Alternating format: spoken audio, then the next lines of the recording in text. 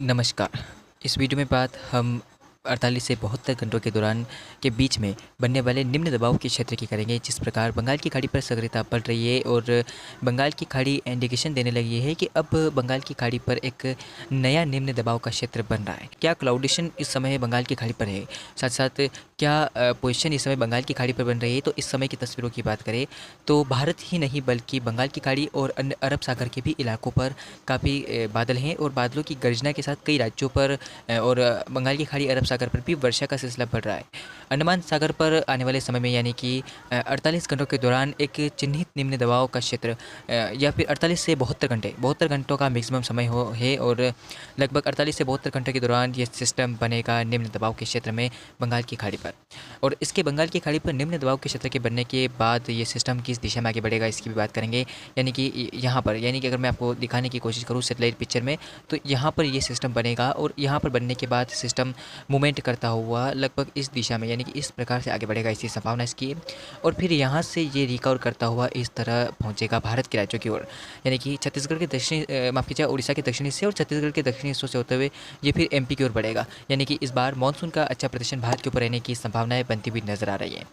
अभी फिलहाल बारिश की गतिविधियां कहाँ पर हो रही है इसकी बात करें तो भारत के राज्यों पर इस समय क्लाउड्स बनने शुरू हो गए हैं। सबसे ज़्यादा बारिश की गतिविधियां अगर कहीं हो रही है तो वह बिहार से लेकर उत्तर प्रदेश तक बादलों का पेच बन रहा है। इस बादलों की पेच के कारण पूर्वी उत्तर प्रदेश में इस समय लखनऊ, कानपुर, प्रयागराज से लेकर बिहार के पटना, गया और झारखंड के रांची और जमशेदपुर से लेकर हिमालय, पश्चिम बंगाल और पूर्वोत्तर भारत के कई राज्यों पर बादल है और व्यापक वर्षा भी इन शहरों पर हो रही है।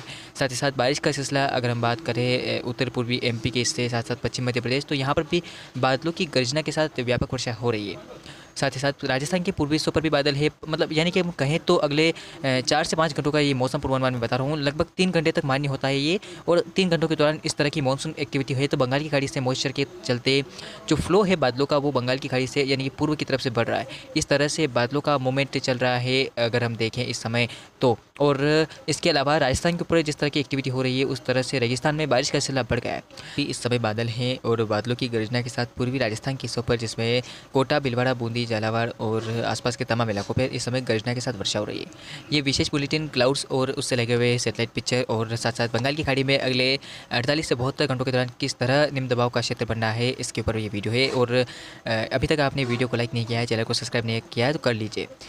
अगर बात गुजरात के मौसम की करें, गुजरात पर भी इस समय बादल है। गुजरात के कई शहरों पर इस समय झमाझम बारिश का सिलसिला देखने को मिल रहा है।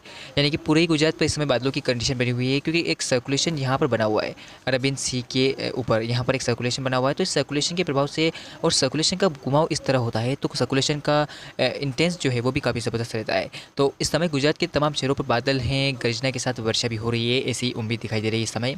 इसके अलावा महाराष्ट्र पर हाई क्लाउड्स बादल मध्य महाराष्ट्र सहित आसपास के इलाके हैं। साथ ही साथ कोंकण, गोवा सहित अब बारिश का जो गतिविधियां हैं वो गोवा के रीजन्स पर बन रही है।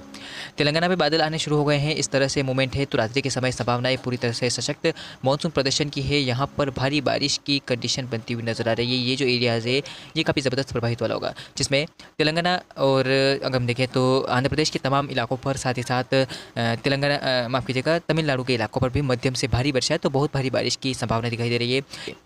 चलिए तो लाइटनिंग स्ट्राइक थंडरस्टॉर्म की गतिविधियां देख लेते हैं। कहाँ पर इस समय लाइटनिंग के साथ गर्जना हो रही है और व्यापक वर्षा हो रही है।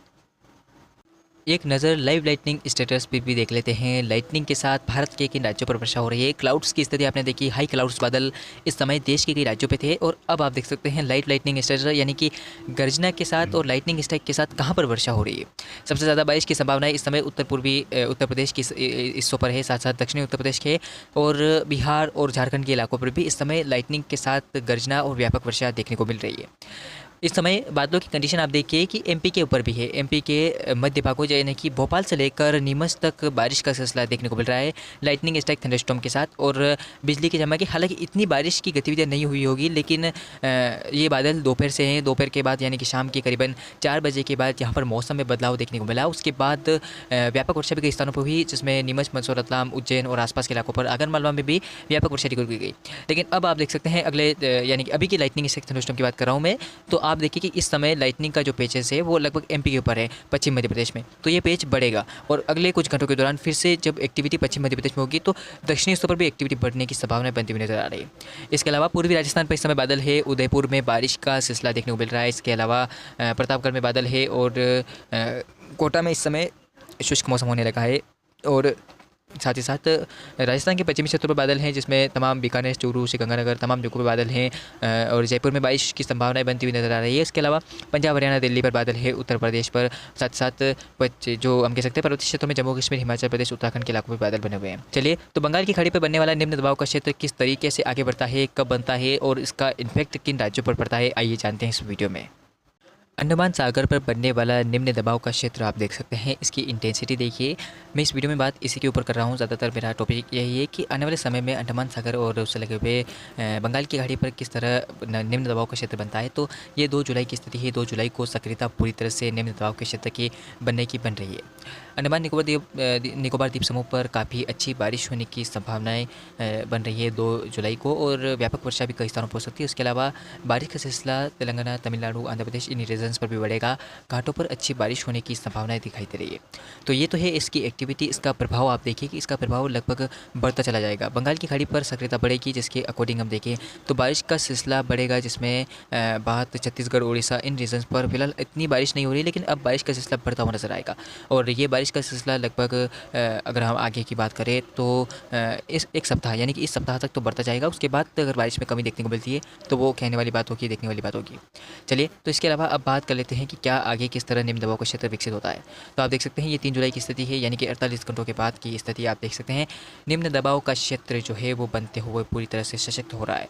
संभावनाएं बंगाल की खाड़ी पर निम्न दबाव के क्षेत्र की बनने की प्रबल होती हुई नजर आ रही है। इस चार्ट के अकॉर्डिंग देखिए, रेनफॉल मॉडल IMD यानी कि भारतीय मौसम विज्ञान विभाग द्वारा जारी किए निर्देश के क्रम देखें तो बंगाल की खाड़ी पर निम्न दबाव बनना सुनिश्चित हो चुका है। और इसकी मॉइस्चर देखिए, इसका थ्रो देखिए, ये किस दिशा में डायरेक्शन में आगे बढ़ रहा है। तो आप देख सकते हैं कि इसका पूरा डायरेक्शन पूरी तरह से लग रहा है कि ये आंध्र प्रदेश, तमिलनाडु के कोस्टल के एरियाज़ को पार करते हुए उत्तर पश्चिम दिशा या उत्तर पूर्वी दिशा में आगे बढ़ सकता है।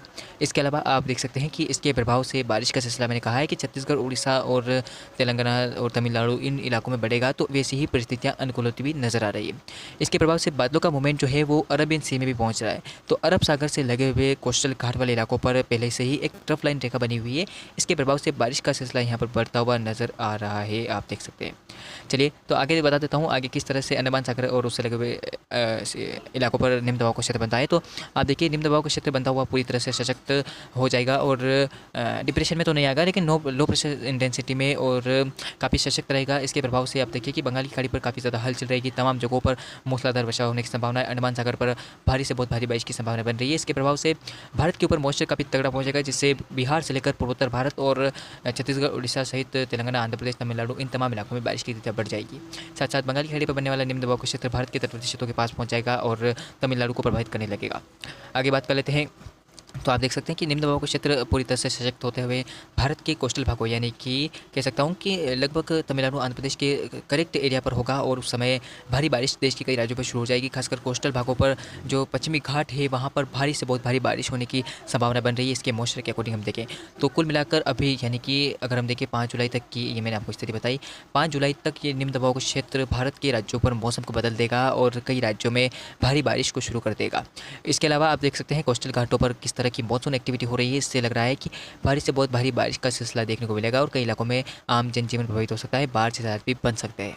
तो ये था इस निम्न दबाव के क्षेत्र के ऊपर कुछ इन्फॉर्मेशन और मौसम से जुड़ा अपडेट। और अभी के लिए इस वीडियो में इतना ही, मिलते हैं अगली वीडियो में। धन्यवाद।